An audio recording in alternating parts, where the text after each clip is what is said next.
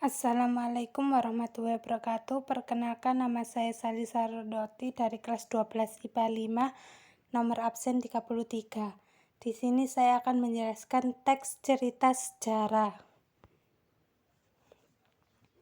Pengertian teks sejarah.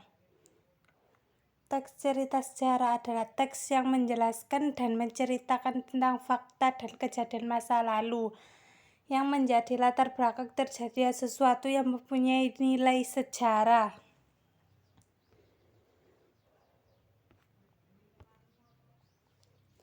Ciri-ciri teks sejarah. Yang pertama, disajikan secara kronologis atau urut.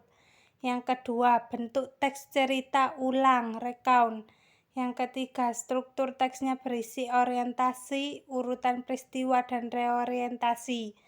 Yang keempat, sering menggunakan konjungsi temporal. Dan yang terakhir, isi berupa fakta.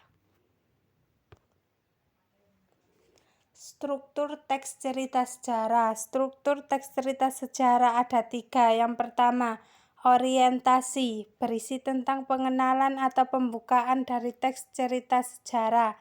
Yang kedua, insiden atau urutan kejadian, berisi mengenai rekaman peristiwa sejarah yang terjadi yang disampaikan menurut urutan kejadian.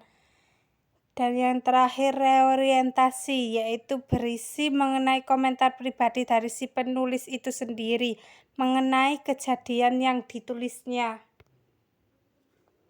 Jenis-jenis teks cerita sejarah. Jenis-jenis teks cerita sejarah ada 2, yaitu sejarah fiksi dan sejarah non-fiksi. Contoh sejarah fiksi ialah novel, cerpen, legenda, dan roman. Sedangkan contoh sejarah non-fiksi ialah biografi, autobiografi, cerita perjalanan, dan catatan sejarah.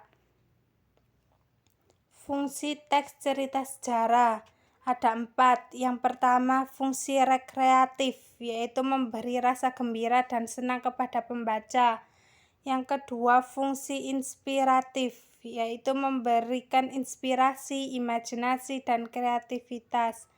Yang ketiga, fungsi instruktif, yaitu sebagai alat bantu dalam pembelajaran.